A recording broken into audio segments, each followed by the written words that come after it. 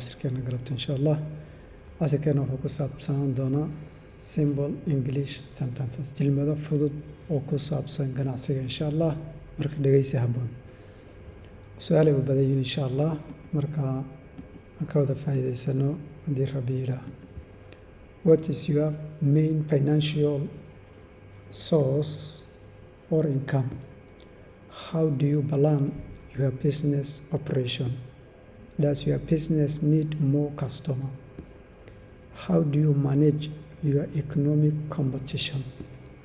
Do you have enough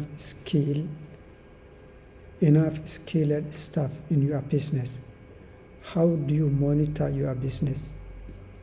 How do you determine your business performance?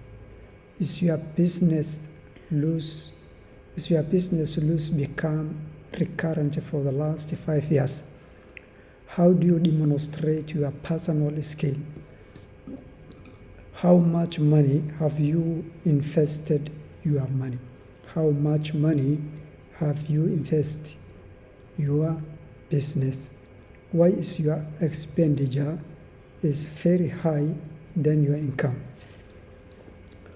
What are the most challenges that your business faces? Most challenges your business faces. Agranay. What is your main financial source or income? Su-aashan waxay noqonaysaa what is your main financial source? Waa maxay ilaha dhaqaale ugu badan ee wax ka heshaa? Source waa ilo dhaqaale, income-na waa dakhli. Macnaha labadood waxay isla noqonayaan dakhliga ku soo gala ama ilaha dhaqaale ee wax ka hesho. Maxay yihiin? How do you plan your business operation? How sideebaad do you plan u qorshaysaa your business operation? How sideed u qorshaysaa hawlgelinta ama ka shaqaysiinta ama dhaqaajinta ganacsigaaga? Hawlahaaga ganacsi sidee ayaad u qorshaysaa? Does your business need more customer?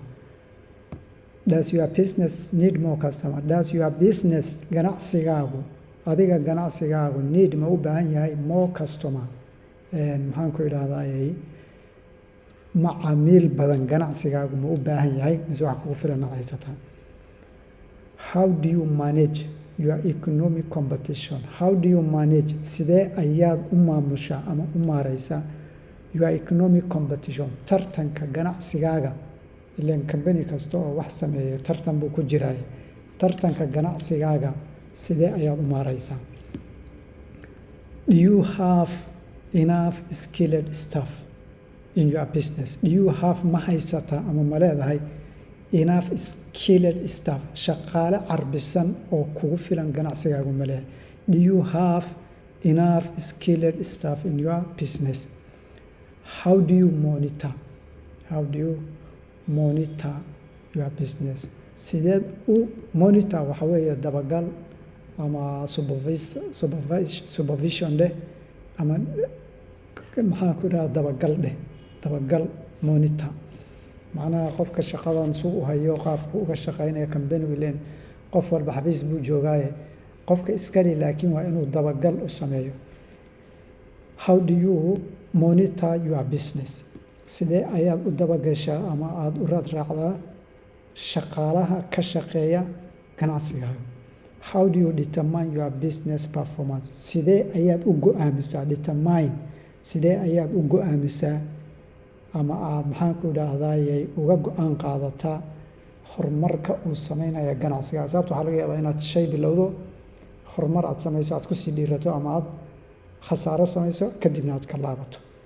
Is your business loss become recurrent for the last 5 years? Is your business ganacsigaaga khasaaraha ku imaada ganacsigaaga become ma wuxuu noqday recurrent mid soo laalaabta ama soo noqda for the last 5 years 5 sano u dambeysay? How do you demonstrate your personal skill? How do you demonstrate waa soo bandhigid waxaad taqaano ama xirfad aad leedahay oo soo bandhigtay. How do you demonstrate your personal skill? Sideed u soo bandhigtaa ama aad u soo bandhigaysaa xirfadaada shakhsiyeed ee aad ganacsiga u leedahay? how much money have you invested your business? How much money intee in leeg oo lacaga ama cadad intee dhan oo lacaga have you invested ayaad ku kharash garaysaa your business ganacsigaaga aad ku maalgelisaa.